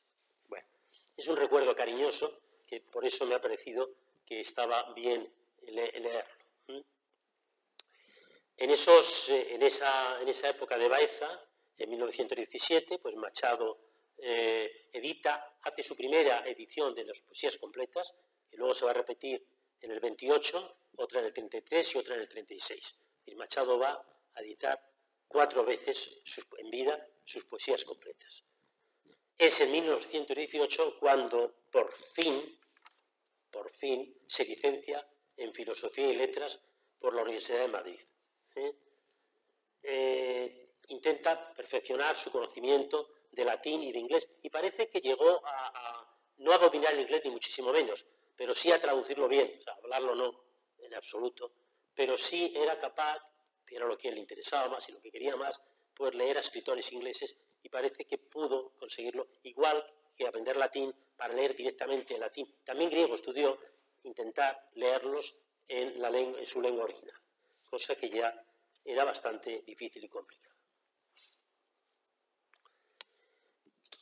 En la época esta de Baeza hay que hacer alusión a un encuentro que tiene con un grupo de profesores que vienen de Granada, y en ese grupo, en el 1916 lo volverán, y en ese grupo se encuentra un chico joven que toca el piano maravillosamente bien y que parece que tiene mucha sensibilidad y puede ser un buen poeta. Es Federico García Lorca. Federico García Lorca entra en contacto con Machado precisamente en esos años de 1917, 1918, cuando él conoce al poeta. En estos años, yo no lo he citado ahí, aunque están los libros, comienza a escribir algo que será muy importante luego para los estudiosos de la obra de Machado, que es un libro que se llama Los Complementarios. Los Complementarios son una serie de notas, de apuntes, de poesías, donde Machado iba apuntando todo lo que se le ocurría. Esa relación de notas y de apuntes ha permitido, con el tiempo, tener un conocimiento mucho mayor de la obra de Machado. Como decía antes, cuando está en Baeza, su obsesión tal calibre que intenta marcharse, intenta incluso opositar, como he dicho antes, a una cátedra de italiano, pero bueno, al final todo eso se abandona. Lo que sí consigue es, finalmente, por concurso, la plaza se le traslade al Instituto de Segovia, al Instituto Técnico de Segovia, el 30 de octubre de 1919. Eso le va a permitir, como digo, al estar más cerca de Madrid, pues poder ver mucho más a su familia, va a poder volver a participar en la vida cultural madrileña, tertulias, y además otra cosa muy importante, durante algún tiempo Machado solo puede venir los fines de semana a Madrid, pero luego con el tiempo Machado va a conseguir que le hagan un horario de 3 días a la semana, con lo cual el miércoles se viene a Madrid, o sea, hasta lunes, martes y miércoles en Segovia, y jueves, viernes y sábado y domingo, que es cuando vuelve, pues está en Madrid. Claro, eso era un chollo, diríamos hoy, pero él pues pude en ese momento conseguirlo. Le permite ese mayor contacto con la ciudad de Madrid y con su familia, porque Machado siempre fue muy familiar y siempre estuvo muy próximo a su familia, como luego veremos también en sus últimos momentos. A Machado, aparte de las clases de francés, le van a adjudicar también las clases de lengua y literatura castellana, que así se llamaba entonces. Es decir, parece que la cátedra de lengua y literatura castellana no estaba cubierta y Machado pues la va a cubrir porque le van a permitir que dé esas clases, con lo cual también va a poder aumentar su salario, porque le van a pagar algo más. Y de tal manera que pueda combatir mejor sus estrecheces habituales. Bueno, en el instituto, en Segovia, voy a ir un poco deprisa porque veo que voy ya un poco retrasado. En Segovia la experiencia más importante quizá que tiene es su participación en la Universidad Popular de Segovia. Él, juntamente con otros profesores del instituto y de la escuela normal, va a participar en la Universidad Popular de Segovia, que está dirigida a las clases obreras, está dirigida a los trabajadores. Y Machado va a dedicar mucho tiempo a trabajar en esas clases, a partir ya en el nocturno, por así decirlo, en horas ya nocturnas, y como él, pues otros personajes también, como he dicho antes, como por ejemplo Emiliano Barral, que es uno de los escultores importantes de esa época, que va a morir en Madrid, en la defensa de Madrid, a principio de la guerra. Emiliano Barral es muy amigo de él y es el que le va a hacer un busto, uno de los bustos de Machado, quizá el busto más conocido, que está en Burgos, pero hay una copia en Segovia, en la casa donde vivió Machado en Segovia, hay una copia de ese busto, es de Emiliano Barral. Bueno, no me quiero extender, pero es que la Universidad Popular es muy importante lo que se hacía en la Universidad Popular. Bueno, aquí también podemos hablar bueno, esto son clases, universidad para mayores, ¿no? Pero bueno, no es lo mismo, es diferente. Pero digamos, la dedicación que había en esa universidad y la gente que participó en esa universidad era muy importante y es muy interesante ver cómo funcionaba, pero no podemos permitirnos ahora detenernos en ese aspecto, en ese tema. En 1924 publica el libro de Nuevas Canciones y empieza a aparecer su primer apócrifo, el apócrifo Abel Martín, que es su primer heterónimo, y luego va a ser Juan de Mairena. Es decir, estos personajes que él se inventa, que son desdoblamientos, bueno, por así decirlo, de su personalidad, para crear esos personajes a los que les va a adjudicar, como si fueran escritores reales, a los que les va a adjudicar una obra determinada y poemas determinados. Esto lo han hecho otros escritores, el más famoso de todos quizá es Pessoa. Pessoa, son los heterónimos de Pessoa, y que posiblemente es el personaje más importante. En esa época también, en 1927, es cuando es nombrado miembro de la Real Academia de Lengua. Es decir, a instancia de los profesores que hay en Segovia, la gente de Segovia, se le va a nombrar académico de la lengua. Pero como Machado no le daba mucha importancia a esto, pues le dedican poco tiempo a ese discurso que hizo en parte, que era interesante y que se conserva, pero que nunca va a leer. Que nunca va a leer y nunca va a presentar, con lo cual nunca formalizó su ingreso en la Academia de Lengua. No es el único que hace esto, A Unamuno le pasó igual. Unamuno fue nombrado académico en el 1962 y tampoco presentará nunca su discurso en la Academia. Es decir, que tanto a uno como a otro, pues parece ser que lo de ser académico no era una cosa que les interesara especialmente.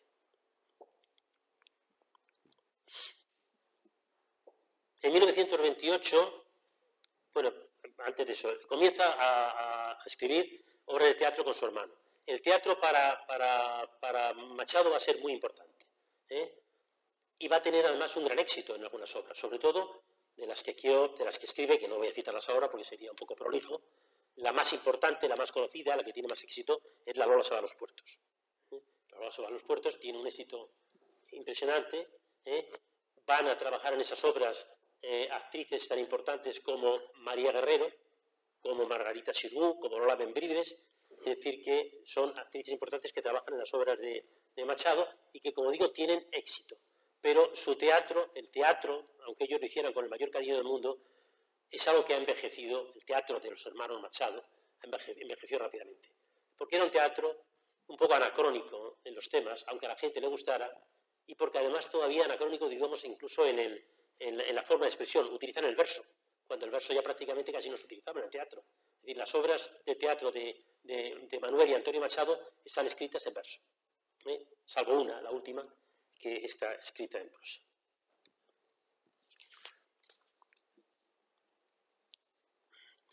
Bueno, vamos a ver.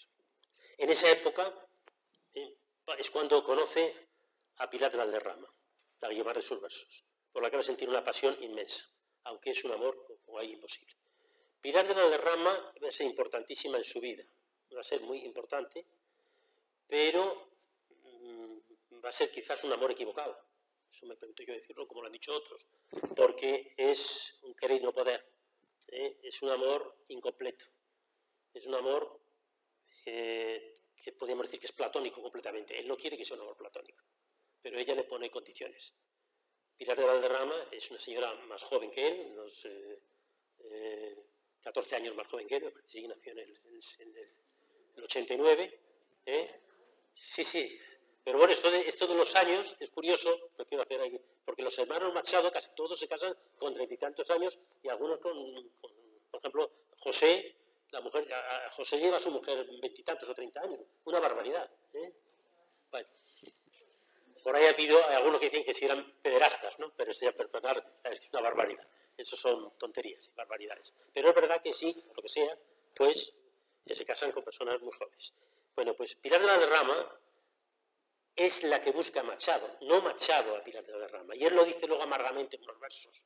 En unos versos terminados dice, fuiste tú la que me viniste a buscarme a mí, no yo a ti. Pilar de Valderrama es una señora de familia muy pudiente, rica, diría yo, casada con un ingeniero, tiene 4 hijos, católica, apostólica, y muy conservadora. Es curioso porque a Machado no lo iba en absoluto, pero el amor no tiene obstáculos y objeciones para estas cosas. Él podría ser muy republicano y muy anticlerical y muy progresista, pero se enamora de una persona que es todo lo contrario.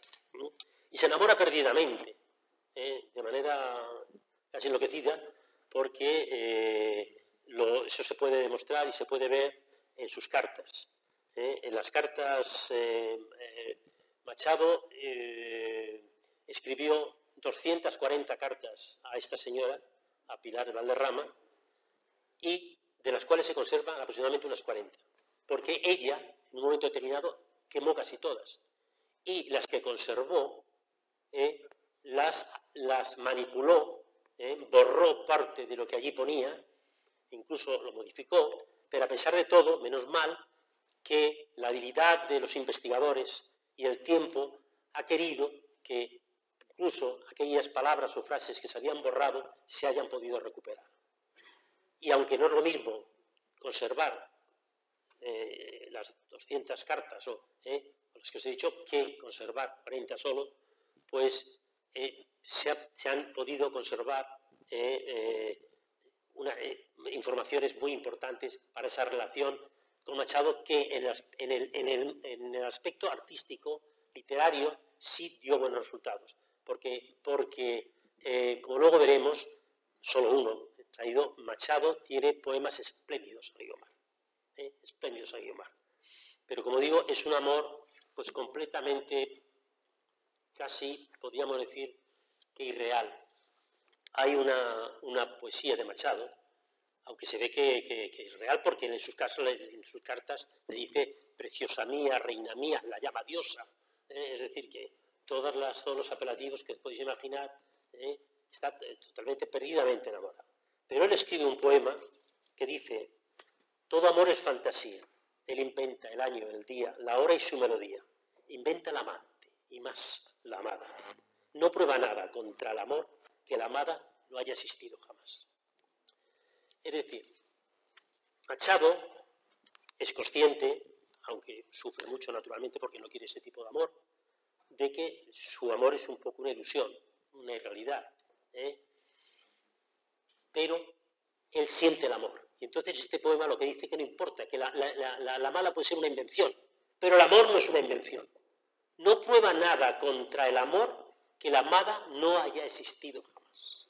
Bueno, es una especie de consolación. Bueno, de la vida con esta mujer, pues simplemente decir, pues bueno, que él cuando viene a Madrid, pues procura verse con ella todas las veces que puede, pero esto luego a partir del año 35 prácticamente pues apenas se podrán ver, aunque sí al principio pues se ven en un jardín que hay en Moncloa, luego se ven en un café que hay por Cuatro Caminos, le llaman nuestro tercer mundo, el tercer mundo, porque prácticamente, bueno, es una especie de ensoñación para poder vivir. Sí. Ella, yo creo, y perdóname que ya prácticamente con esto, para no alargarlo más, aunque sobre Pilar de Valderrama esta relación se podría decir muchas cosas, yo creo que su interés, naturalmente, era que Machado, que ya era un hombre importante y famoso, promocionara su obra. Porque ella, que lo he dicho antes, es poetisa también. Y entonces ella lo que quería era que Machado, que ya tenía muchos conocidos, tenía mucho prestigio, pudiera promocionar su obra. Es lo que a ella le interesa. Prácticamente es lo que le interesa. Y por eso yo creo, por ejemplo, su hermano José, que escribirá luego un libro que se llama Últimas Soledades, parece que se llama, del poeta Antonio Machado, pues cuando habla de los amores de Machado, habla de su madre y de Leonor, pero de esta señora prácticamente no habla. Habla muy poco. Dice que eso es otra cosa. Bueno, pero lo cierto es que sí existió y estaba apasionadamente enamorado, aunque fuera de aquella manera. Machado, vamos a pensar ya, en el año 32, por fin, es cuando consigue ya, es una espera de 25 años, obtiene por traslado el Instituto Calderón de la Barca. Por esas mismas fechas es cuando se le nombra hijo adoptivo de Soria. Y esto es curioso, aunque parezca un poco borroso. Él va a Soria porque lo invita al ayuntamiento hace 20 años, pero no sube al Espino, que es el cementerio donde está enterrada Leonor. No sube al Espino. Eso cada uno que lo interprete como quiera. Y él aunque siempre recuerda con amor a su mujer, pero habla mucho de la palabra piedad también, pero con pasión nunca habla. Con pasión habla de esta señora con la que prácticamente no pudo tener una relación normal. Bueno, esa es la verdad y la realidad. En Soria se le nombra hijo adoptivo, y luego, bueno, yo aquí he ido saltándome cosas que no no tenemos tiempo prácticamente. Machado, en toda esta etapa, va teniendo cada vez un mayor compromiso sociopolítico. Hay un momento en que se afilia a Izquierda Republicana, que es el partido de Manuel Azaña. Se había formado a partir de Alianza Republicana, o Acción Republicana, parece que se llamaba, y de otros. Y pues él se compromete y él no deja su republicanismo, está siempre claro, y su compromiso con España y con el pueblo siempre es permanente. Cuando llega la guerra, la sublevación militar, pues Machado, un poquito antes, por citarlo ya, le dan su último destino, donde estuvo unos meses, que es el Instituto Cervantes, el que hoy está en la calle Embajadores. Ese instituto es el último en el que estuvo Antonio Machado.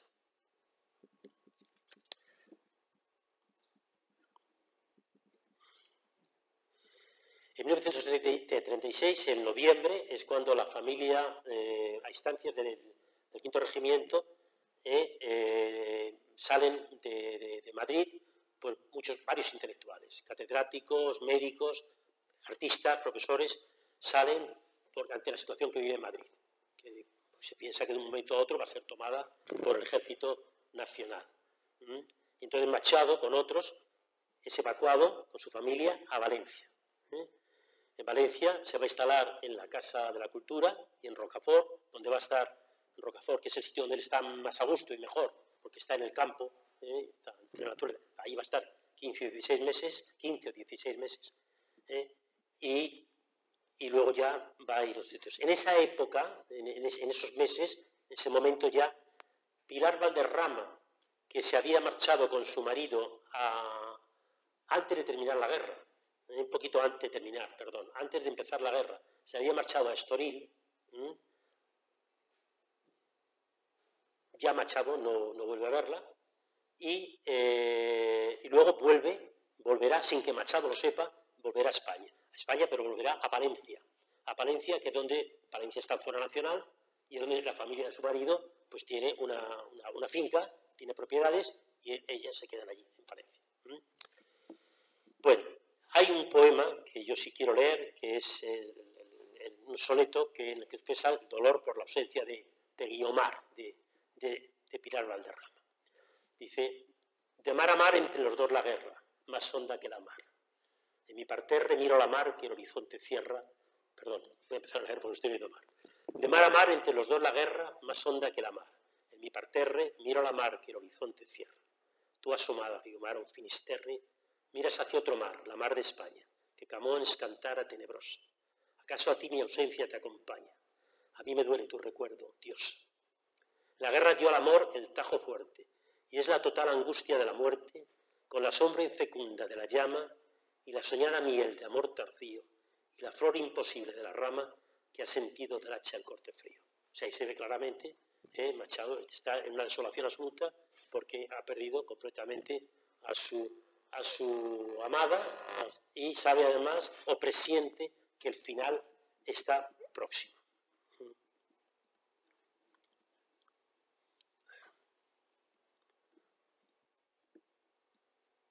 A ver qué me he ido.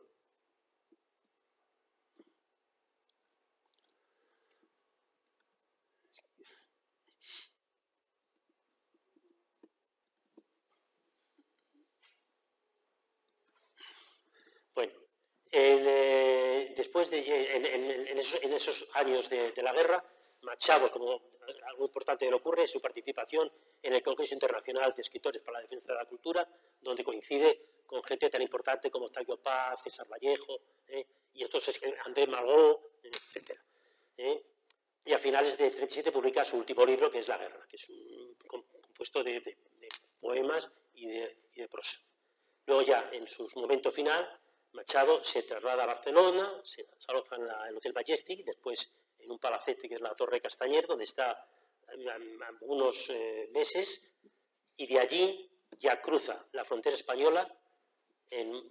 Todo este tránsito final cuando cruza la frontera española y se va a Collioure, Cuando llega a Collioure, lo describe muy dramáticamente su hermano en el libro que he citado antes.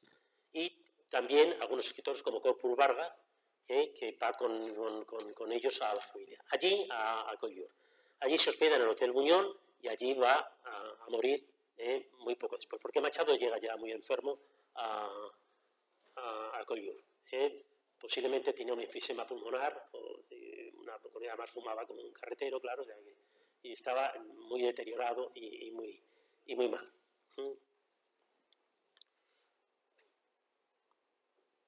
Luego ya va a ocurrir, aunque sí quiero citarlo, algo muy dramático e importante, y es que una vez que Machado muere y muere su madre, van a ir Manuel y su mujer, y no me he referido a esto antes, se me ha ido porque son muchos los datos, Manuel y su mujer, lo he dicho antes, estaban en Burgos, porque cuando el 18 de julio ocurre lo siguiente: Manuel va a Burgos al cumpleaños a la onomástica, no al cumpleaños de su cuñada, que es monja, y allí le pilla el alzamiento nacional, el levantamiento. Le pilla de tal manera que él quiere volver a Madrid cuanto antes, pero no puede, y le entra pánico porque van a por él, y entonces acaba colaborando con el Ejército Nacional y acaba haciéndose de Falange. Claro, aquí cada uno que juzgue lo que quiera, pero yo creo que es bastante explicable y razonable que Manuel Machado en aquel momento hiciera eso porque se jugaba la vida. Os puede parecer horrible, claro, para su hermano debió ser terrible enterarse de lo que le había pasado para Antonio, de lo que le había pasado a Manuel. Pues bueno, pues ya ha pasado el tiempo, cuando acaba la guerra, Manuel se entera de que ha muerto su hermano y va a Collioure para saber qué ha pasado, para informarse. El hermano ya se ha enterrado y lo único que puede hablar es con sus hermanos, tiene un encuentro con sus hermanos, que debe ser también bastante doloroso. Él luego vuelve a Burgos y sus hermanos, José y Joaquín, se marchan a Chile, que es donde vivirán hasta ya toda su vida. Ahí solo falta un hermano, que es Francisco, que será funcionario de prisiones y que ese sí vuelve a España con sus hijas. Porque Machado tiene 6 sobrinas, 6 sobrinas, 3 de José y 3 de Francisco. Bueno, por último, otra ironía terrible de la vida de Machado. Cuando Machado ha muerto, a los pocos días, llega una carta de un hispanista inglés en la que a Machado se le ofrece un puesto en Cambridge. Antonio Machado, ya ha muerto. Porque Machado, ante lo que ocurría, intentó irse a Rusia, no pudo ser, pero luego hizo gestiones y al final le ofrecieron este puesto. Bueno, yo sí rápidamente, porque me he pasado en el tiempo, sí quisiera decir, sí quisiera leer algunas cosas, pero muy rápidamente, de escritos, de frases de Machado que tenemos aquí sobre, por ejemplo, el hombre, para que veáis un poco el pensamiento de Machado. Dice Machado, esto no requiere yo creo prácticamente explicación, porque con escucharlas, el que no habla a un hombre no habla al hombre, el que no habla al hombre no habla a nadie. Otra, nosotros no pretendíamos nunca educar a las masas, nos dirigimos al hombre, que es lo único que nos interesa, al hombre en todos los sentidos de la palabra, al hombre in genere, y al hombre individual, al hombre esencial y al hombre empíricamente dado en circunstancias de lugar y de tiempo. Otra cosa que dice sobre la modestia. Yo os aconsejo la modestia, o por mejor decir, yo os aconsejo un orgullo modesto, que es lo español y lo cristiano. Recordad el proverbio de Castilla, nadie es más que nadie. Esto quiere decir cuánto es difícil aventajarse a todos, porque por mucho, que esto es importante, yo esta frase siempre la utilizo siempre, por mucho que un hombre valga, nunca tendrá valor más alto que el de ser hombre. Eso ya define bastante cómo es Machado y cómo piensa Machado. Aconseja a huir de la vanidad, huid de escenarios, púlpitos, plataformas y pedestales, nunca perdéis contacto con el suelo, porque solo así tendréis una idea aproximada de vuestra estatura. Rechaza la envidia. Los honores, sin embargo, tendidos a vuestro prójimo, cuando son merecidos deben alegraros, y si no lo fueren, que no se entristezcan por vosotros, sino por aquellos a quienes se tributan. Sobre el amor fraternal, que Machado defiende y que siempre cuando habla del amor fraternal habla también un poco, quizá un poco ingenuamente, posiblemente, pero bueno, del pueblo ruso, porque él entiende que la Revolución Rusa pues tiene mucho que ver con el amor fraternal, cristiano. Hay unos versos que dicen: moneda que está en la mano quizás se deba guardar, la monedita del alma se pierde si no se da. Y luego otros que son también, yo esto lo tengo en un póster, yo lo tenía en mi casa, lo tengo por ahí todavía, y lo ponía siempre, a veces, perdonad que os diga intimidades, en el cuarto de baño, en el váter, para que la gente cuando se sentara en el inodoro lo viera. Dice: tu verdad, no, la verdad, y ven conmigo a buscarla, la tuya, guárdatela. También dice: la verdad del hombre empieza donde acaba su propia tontería, pero la tontería del hombre es inagotable. Sobre esto es muy actual, habrá algunos que le parezca una barbaridad, pero vamos a ver cómo pues Machado dice sobre la españolidad: de aquellos que se dicen ser gallegos, catalanes, vascos, extremeños, castellanos, etc., antes que españoles, desconfiad siempre. Suelen ser españoles incompletos, insuficientes, de quienes nada grande puede esperarse. Fijaros, si esto lo dijera hoy, algunos lo crucificarían a Antonio Machado, podéis imaginar. Y bueno, yo creo que no voy a leeros ya más porque no quiero cansaros más. Por ejemplo, esto sí, esta del diálogo es importante para Machado, el diálogo es muy importante. Dice: el diálogo, preguntadlo todo como hacen los niños. En España no se dialoga porque nadie pregunta, como no sea para responderse a sí mismo. Todos queremos estar de vuelta sin haber ido a ninguna parte. Para dialogar, preguntad primero, después escuchad.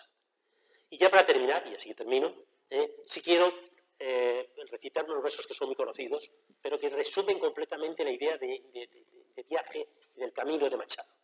La idea del camino de Machado. Y lo que es en la vida, la existencia, que es pues, lo que recorremos, pero también lo que vamos dejando. Lo que vamos dejando y nuestros afanes, nuestros sentimientos, nuestros pensamientos, nuestras obras.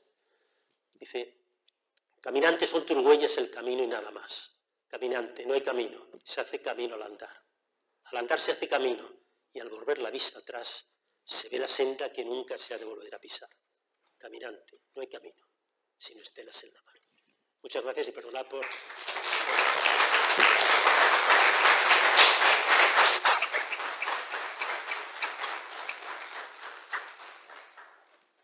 Si alguien, aunque estamos muy mal de tiempo, pero si alguien quiere comentar algo o preguntar algo, y disculpadme, ya digo, porque me he alargado un poquito más de lo que yo hubiera querido. Sí, sí, sí.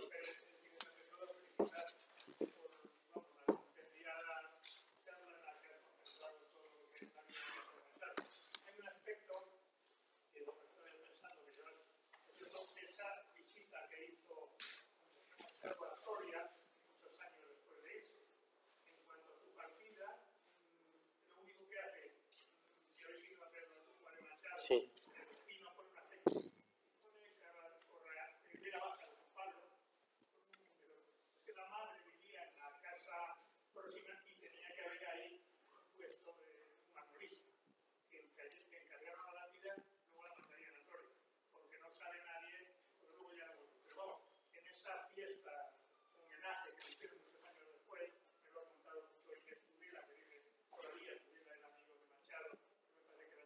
Sí, sí, sí, justo de las...